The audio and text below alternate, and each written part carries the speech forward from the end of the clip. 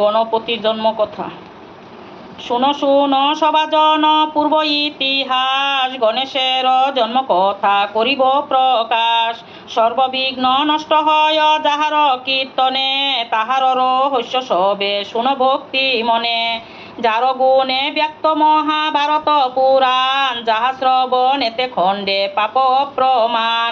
ব্যাসদেব হইল ভক্তা লেখক গণেশ, সহস্র সংহিতা সৃষ্টি হইল অশেষ।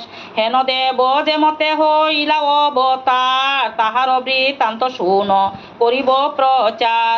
কৈলাসেতে ক্রীড়া করে পার্বতী শঙ্কর, একক্রমে গত হইল সহস্র বৎসর। শুভ যুগে শঙ্করের বীর্যপাত হয়, পার্বতীর গর্বে নাহি বেশিক্ষণ রয়। মহাতেজবন্ত বীর্য গর্বে নাহি ধরে, দশদণ্ড পরে বীর্য আসিল বাহিরে। অব্যর্থ শিবের বীর্য বৃথা নাহি হয়, বিষ্ণু তেজ আসি তাতে যুক্ত হয়ে রয়।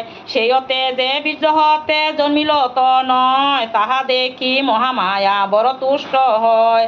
পবন কহিল গিয়া সর্বদেব স্থানে, শুনিয়া সকল দেব আসিল সেখানে।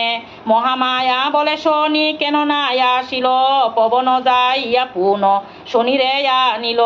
শনি দৃষ্টি সন্তানের কন্দচ্ছেদ হয়, তাহা দেখি মহামায়া কান্দে অতিশয়।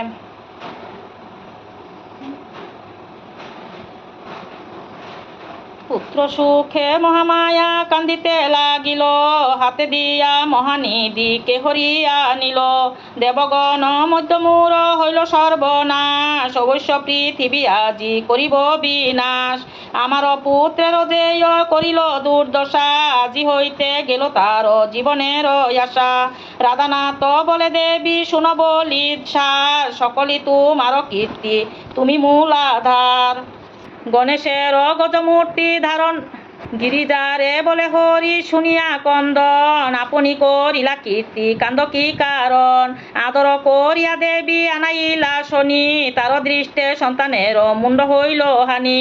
তাহা শুনি মহামায়া অধুমুখী হন, পবনের স্থানে হরি কহেন তখন। শুনো হে পবন তুমি উত্তরেতে যাও, দেখো গিয়া উত্তরে শিয়রে যারে পাও।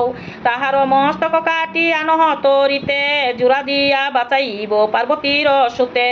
তাহা শুনি উত্তরেতে দাইল পবন, দেখে ঐরাবত হস্তি করেছে শয়ন। খর্গ দিয়া তার মুন্ড করি দুই খান, অবিলম্বে দিল নিয়া হরি বিদ্যমান।